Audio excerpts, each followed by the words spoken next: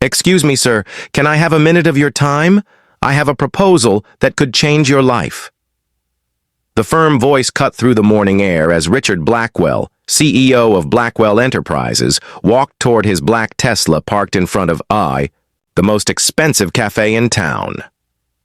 The 52-year-old businessman stopped abruptly, his blue eyes meeting the determined gaze of a 17-year-old black teenager. The boy's shabby clothes contrasted sharply with the $3,000 Italian suit Richard was wearing. But there was something in the teenager's eyes that made him hesitate before simply brushing him off. "Kid, I don't give money to people on the street," Richard replied, unlocking his car with a remote. "Find a shelter or a social services program." "I'm not asking for money," the young man replied firmly. "My name is Tyler Washington, and I'm 17 years old. I'm offering you an investment opportunity that could make your company millions." Richard let out a dry laugh. In 20 years of building his real estate empire, he had heard every crazy proposal imaginable, but never from a homeless teenager in the middle of the street. "An investment opportunity? You probably didn't even finish high school." "I graduated at 15 with straight A's," Tyler said calmly. "And I've spent the last 2 years studying the real estate market in this city. I know exactly where your next 10 million should be invested." Something in the boy's absolute confidence made Richard pause. Tyler didn't seem to be lying or bluffing. There was a serenity in his eyes that belonged only to people who had survived storms and lived to tell the tale. "You have 30 seconds, Richard said, crossing his arms. "Impress me." Tyler pulled a crumpled but neatly folded piece of paper from his pocket. "The abandoned lot on Central Avenue. Lot number 543. Everyone thinks it's worthless because of soil contamination. But I discovered something your advisors don't know." Richard furrowed his brow. That property had been on his undevelopable list for 5 years. How on earth did this kid know about it? "Go on," he muttered, genuinely curious now. "The contamination is only superficial. It can be removed for $200,000 using a new technique developed by the local university. But there's one more detail no one else has discovered." Tyler paused dramatically, his eyes shining with an intensity that made Richard lean forward. Passers-by stopped, watching the unusual scene unfold. Tyler stood firm, guarding a secret too powerful to reveal too soon. "The subway," Tyler continued. "The city council secretly approved the extension of the Blue Line, right under that land. A station will open in 18 months. The property value will increase 15-fold. Richard felt a chill run down his spine. That information wasn't public. Even his contacts at City Hall had been unable to confirm it. "How did you find out?" Richard asked. "I worked as a janitor in the City Hall building for 6 months, Tyler replied calmly. "You'd be surprised what people throw away assuming no one is paying attention." For a moment, Richard was genuinely impressed. But then reality set in. He was standing on the street discussing million-dollar deals with a homeless teenager. His golf club friends would laugh at him for weeks if they ever found out. "Look, kid," Richard said, regaining his businessman's tone. "It's interesting information, I admit. But real investments require more than hallway rumors and trash papers. I need technical reports, soil analyses, feasibility studies."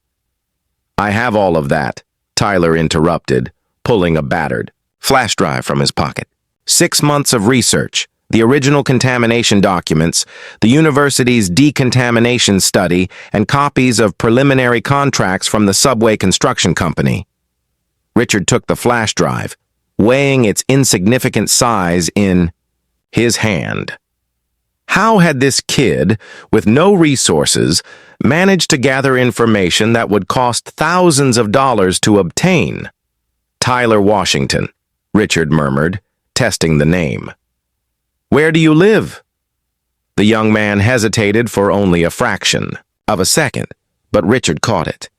"I'm currently between addresses," Tyler said diplomatically. "Between addresses?" Richard repeated with a smile that didn't reach his eyes. "You mean you're living on the street?" That doesn't invalidate my information or my proposal, Tyler replied, keeping his voice steady. Richard slipped the flash drive into his jacket pocket, already dismissing the idea of any serious partnership. There might be something useful on it, but he certainly wasn't going to share credit or profits with a homeless teenager. "I'll look over your information," Richard said, unlocking his car again. "If there's anything relevant, I might consider giving you a bonus for your consulting." "I'm not asking for charity, Mr. Blackwell," Tyler insisted. "I'm offering a partnership, 20% of the net profits from the project." Richard laughed genuinely this time. 20%? Kid, you don't have money, you don't have a company, you have no credibility in the market. What exactly are you bringing to the table? "The information that makes this deal possible," Tyler replied without flinching. "Without it, you would never have discovered this opportunity. That's worth something." "It's worth a bonus, maybe a few $1,000s if the information is good," Richard said, adjusting his tie, signaling the conversation's end. "But a partnership? That's business for adults with capital and reputation, not for kids. Like you." Tyler finished the sentence Richard didn't have the courage to complete. During his 6 months cleaning City Hall offices, Tyler had observed dozens of men like Richard, men who measured a person's worth by the zeros in their bank accounts and the color of their skin. Men who couldn't recognize intelligence when it came wrapped in worn clothes and an uncertain address. But Tyler Washington hadn't survived 2 years on the streets of one of the most expensive cities in the country by being naive. Every rejection, every look of contempt, every no disguised as a maybe only fueled something growing silently inside his mind. "I have his card," Tyler said, finally pulling a crumpled business card from his pocket. "I found it in the trash in Mr. Parker's office at the Urban Planning Department. You had lunch together last week discussing this very piece of land, didn't you?" Richard's blood ran cold. That lunch had been strictly confidential, an attempt to obtain privileged information through his contact at City Hall. Tyler smiled for the first time during their entire conversation, but it wasn't a childish smile. It was the smile of someone who had just shown his cards without revealing his entire hand. "Call me when you decide whether you want to make money or continue losing opportunities because of prejudices that cost more than any investment, Mr. Blackwell." As Richard got into his Tesla, his mind swirled with doubts and possibilities. Tyler remained on the sidewalk, watching the car drive away. Over the past 6 months, he hadn't just gathered information about land and contracts. He had carefully studied the men behind these deals, their weaknesses, their ambitions, and above all, how arrogance made them predictable. What Richard Blackwell didn't know yet was that their chance meeting on the street had not been a coincidence. And the flash drive in Tyler's pocket contained much more than reports on contaminated land. 3 days later, Richard Blackwell still couldn't get Tyler Washington out of his head. Not because of the business proposal he had already made up his mind about that, but because of the audacity of that kid to think he could negotiate with him as an equal. Sitting in his office on the 42nd floor, Richard opened the report he had ordered on Tyler. The private investigator had been discreet, but efficient. The result was there in black and white. Tyler Washington, 17 years old, orphan since the age of 14, had lived in 4 different shelters in the past 2 years. No known family, no bank account, no permanent address. "Pathetic," Richard muttered, leafing through the pages. The kid was even more desperate than he had imagined. He had probably fabricated half that information just to get some spare change.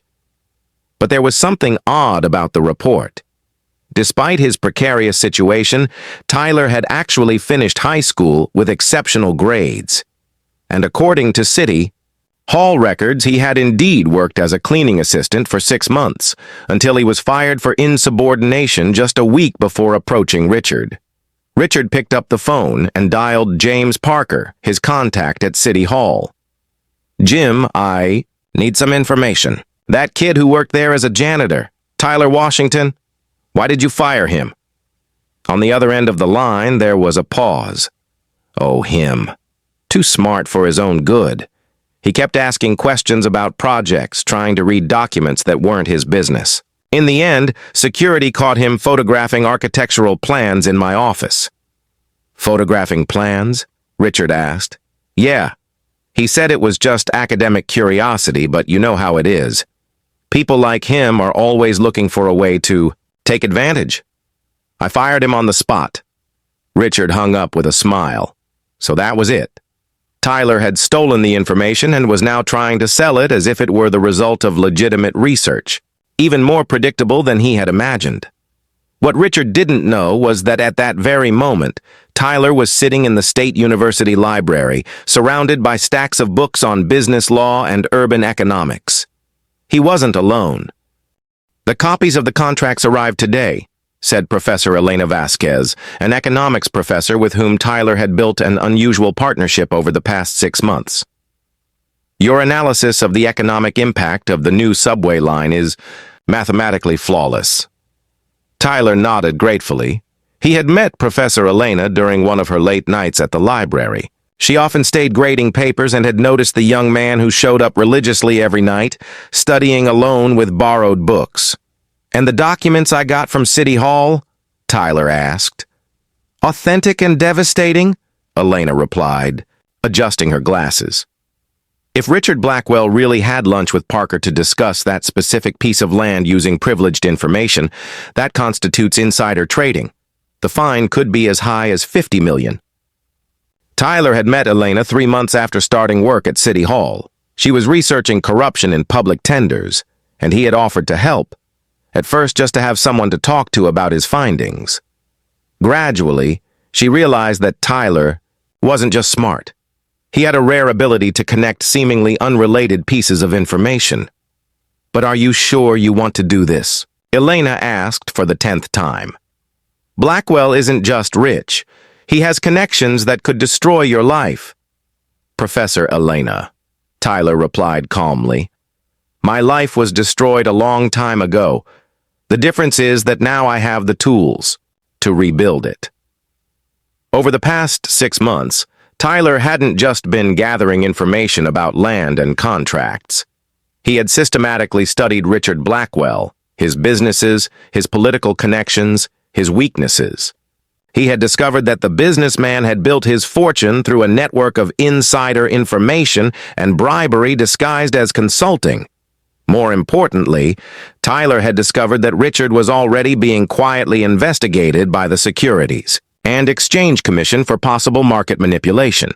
The investigation had been stalled for months due to a lack of concrete evidence.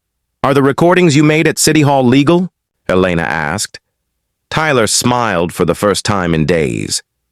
Perfectly legal. Parker didn't know the building's security system automatically records all conversations in his office. I just redirected the recordings to a location I could access. What Tyler had discovered in those recordings was far more valuable than information about land. Parker had discussed dozens of confidential projects with Richard over the past 2 years, always followed by suspicious transactions involving shell companies registered in Richard's wife's name. And the flash drive you gave me, Tyler continued.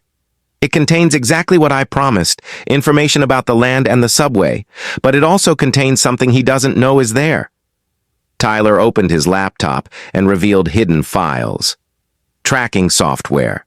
It allows me to see everything he does with this information, every document he opens, every person he forwards it to, every related financial transaction. Elena was silent for a moment. Tyler, that's brilliant, but it's also extremely dangerous. Professor, I lived on the streets for 2 years. I learned that the difference between surviving and thriving isn't in accepting what they offer you. It's in creating opportunities they don't even know exist. At that moment, Tyler's phone vibrated. A message from Richard Blackwell appeared. I met with my lawyers. Your information is interesting.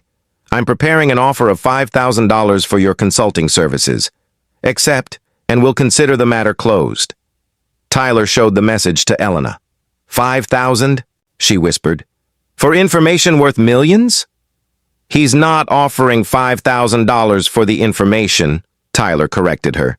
He's offering $5,000 for me to disappear and never bother him again.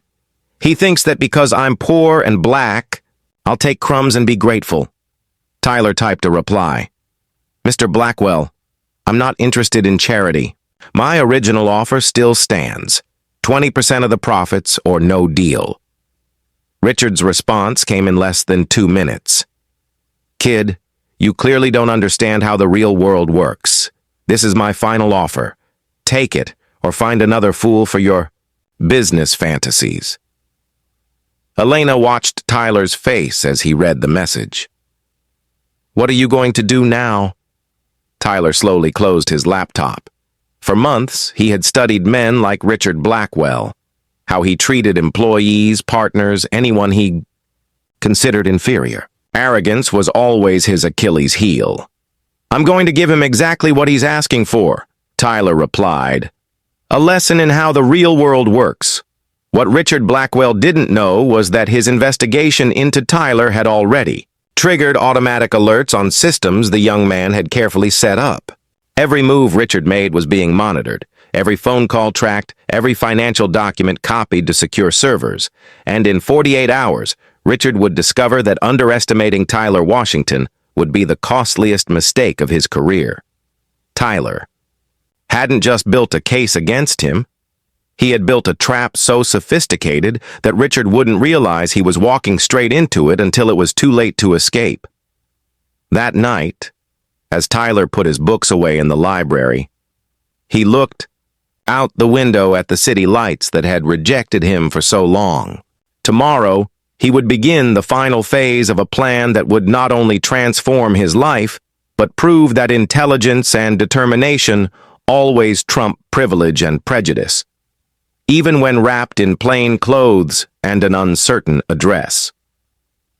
The next morning, Richard Blackwell woke to an urgent call from his accountant. Mr. Blackwell, we need to talk immediately. There's suspicious activity in your business accounts. What kind of activity? Richard asked groggily. Someone accessed financial information from Blackwell Enterprises in the last 72 hours. Documents showing all transactions related to the Central Avenue property have been copied to external servers. Richard's blood ran cold. Only he and his lawyers had access to that information. That's impossible.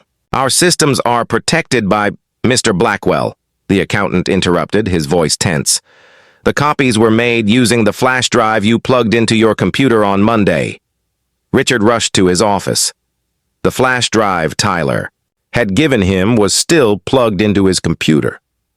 With trembling hands, he checked the activity history. Every document he'd opened, every email he'd sent, every financial transaction from the last 3 days had been monitored and copied. Son of a... Richard yanked the flash drive out, but it was too late. His phone rang again. It was James. Parker from City Hall, panic in his voice. Richard, have you seen the news? The SEC has announced a formal investigation into you for insider trading. They have recordings, documents, everything. What recordings? Richard shouted, feeling the ground collapse beneath his feet. Our conversations, Parker cried. Someone turned in all the recordings of our lunches over the last 2 years. They know about the land deals, the insider information, the shell companies. Richard hung up and turned on the television. The morning news anchor was reporting the top story. Millionaire businessman investigated for corruption scheme involving insider information on municipal projects. The report showed photos of Parker, along with documents Richard recognized instantly from his most confidential files. His phone buzzed with a new message from an unknown number. Mr. Blackwell, are you watching the news? We need to talk. Tyler Washington. Richard immediately called. Tyler answered on the first ring. You, Richard growled. You did this. I told you I had a proposal that could change your life, Tyler replied calmly. You chose to interpret that as a threat when it was just an opportunity. You're a homeless 17-year-old kid. How the hell did you get all this? The same way I got all the information about the land, Tyler interrupted. You assumed that because I'm young, black, and poor, I would automatically be ignorant or incompetent. That was your first mistake. Richard paced frantically around his office. What do you want? Money? I'll wire you $1 million right now if you drop these charges. Mr. Blackwell, I can't drop facts. You really did commit insider trading for 2 years. The recordings are real. The documents are authentic. The transactions are all registered in your name. But you can't prove it. I already have, Tyler said simply.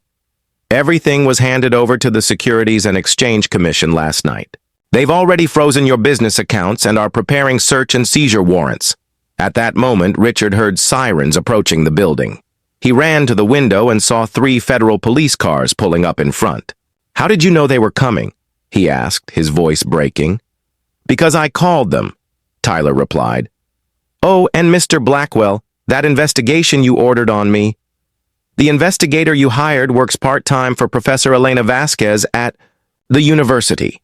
She's been helping the commission for months, building cases against corrupt businessmen. Your name has been on the list for a long time. I just provided the missing evidence. Richard felt his legs give way. He collapsed into his chair as heavy footsteps echoed through the hallways. You planned all of this, he whispered. I plan to survive, Mr. Blackwell. I plan to study. I plan to use my intelligence to create opportunities that men like you have systematically denied me, Tyler said calmly, almost gently. You could have made tens of millions of dollars legally with the information I offered you, but instead, you chose to throw me $5,000 as if it were charity. We can still make a deal, Richard pleaded, listening to the knocking on his office door. 20% like you originally wanted, 50% anything. Mr. Blackwell, I'm no longer interested in being your partner, Tyler said, and for the first time in the conversation, there was a hint of sadness in his voice. For 6 months, I watched how you treated employees, how you talked about people. You considered inferior how you used your wealth to buy favors and break rules. You had a chance to do the right thing with me. You chose the wrong thing. The office door burst open. 3 federal agents entered with arrest and search warrants. Richard Blackwell, you're under arrest for conspiracy to commit insider trading, money laundering, and corruption of a public official, announced the lead agent, approaching with handcuffs. Richard looked down at the phone in his hands. Tyler, please? Mr. Blackwell, the young man's voice came calmly through the phone. You told me that real investments require more than rumors. You were right. They require integrity, something your fortune could never buy. As the handcuffs closed around his wrists, Richard heard Tyler continue. Oh, and about that land, Professor Elena got a loan from the university using my research as collateral. We're going to develop affordable housing for homeless young people who are trying to study. It'll be profitable and fair. The call disconnected just as Richard was escorted out of his own office, past stunned employees who watched in utter silence. 3 hours later, all major television stations were broadcasting images of Richard Blackwell being led away in handcuffs from the Blackwell Enterprises building. The empire he had built in 20 years began to crumble in a matter of hours. The Securities and Exchange Commission not only froze his accounts, but also uncovered a network of corruption far greater than Tyler had imagined. Parker, one of Richard's associates, began turning in other government officials involved in the scheme, hoping to reduce his own sentence. Meanwhile, in the university library, Tyler hung up the phone and looked at Professor Elena, who had been listening to the entire conversation. Do I feel bad for him? Tyler asked, genuinely curious about his own feelings. Should you? Elena replied with another question. How many families did Richard hurt over the years using insider information? How many people lost their homes because he manipulated the real estate market? Tyler nodded slowly. During months of studying Richard Blackwell, he had discovered that the businessman wasn't just an opportunist. He was a predator who had built his fortune by exploiting flaws in the system and bribing those meant to protect the public interest.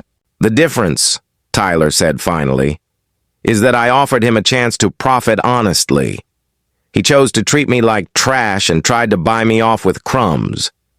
That afternoon, every news outlet in the city was covering not only Richard's arrest, but also the story of a 17-year-old who had exposed a multi-million-dollar corruption scheme. Tyler had unwittingly become a local hero. But while reporters scrambled to track him down for interviews, Tyler was focused on something much more important: the deed to the Central Avenue property. Now it could be purchased for a fraction of its original value. After the investigation revealed Richard had artificially inflated the price. His 2 years living on the streets, 6 months cleaning offices, and months studying the very system that rejected him were finally beginning to bear fruit he had never dared to dream of. And the most incredible thing? It had all started with a simple question asked on the street: "Can I have a minute of your time?" But the real twist in this story was yet to come. Because while Richard faced 20 years in prison and the complete loss of his fortune, Tyler Washington was about to discover that his intelligence and determination would attract opportunities that would transform not only his own life, but also the lives of hundreds of other young people like him, proving that sometimes the best revenge is not to destroy your enemy, but to build something greater than they could ever imagine. 6 months later, Tyler Washington stood at the groundbreaking ceremony for the Washington Vasquez Housing Center, the city's first residential complex designed specifically for homeless young people pursuing their education. The plot of land on Central Avenue, which Richard once tried to manipulate, now housed 100 small but dignified apartments, a community library, and study rooms open 24 hours a day. On behalf of the university and the community, it is an honor to hand over the keys to the first apartment to the young man who made all of this possible, announced Professor Elena from the stage, symbolically handing the keys to Tyler. The audience gave a standing ovation. Among them were dozens of young people who, like Tyler, had once lost hope, but now had a safe place to rebuild their lives while studying. Across town, Richard Blackwell sat in his cell in federal prison, watching the ceremony on the prison television. The judge had been relentless: 22 years in prison and the total confiscation of his assets. His wife had filed for divorce, his children no longer answered his calls, and Blackwell Enterprises had been sold to pay fines and damages. Ironic, isn't it? Commented his cellmate, a former accountant convicted of money laundering. The kid you look down on is building an empire, and you're here counting the days. Richard didn't respond. Over the past few months, he had had plenty of time to reflect on how his arrogance and prejudice had destroyed not only his own life, but also blinded him to the extraordinary intelligence Tyler had once offered freely. Meanwhile, Tyler concluded his speech. Many people told me I should accept crumbs and be grateful. But I learned that when you have the courage to demand what you deserve and the intelligence to prove your worth, the world eventually listens. The television report mentioned that Tyler had been accepted to Harvard with a full scholarship, but had chosen to remain in the city to expand the housing project. Business leaders from across the country were already lining up to invest in his next ideas. The difference between revenge and justice, Tyler told reporters, is that revenge destroys, but justice builds something better. Richard turned off the television and stared at the gray walls of his cell. He had once offered $5,000 to a young man whose ideas were now moving millions and transforming hundreds of lives. His prejudice had cost him not only his freedom, but also the opportunity to be part of something truly meaningful. Tyler's greatest revenge was not destroying Richard Blackwell. It was proving that intelligence, determination, and integrity always triumph over privilege without substance. And sometimes, when someone tries to buy you with crumbs, the most powerful response is to build your own banquet. If this story of overcoming adversity touched you, subscribe to the channel for more stories that prove that true wealth isn't what you inherit, but what you build with your own hands.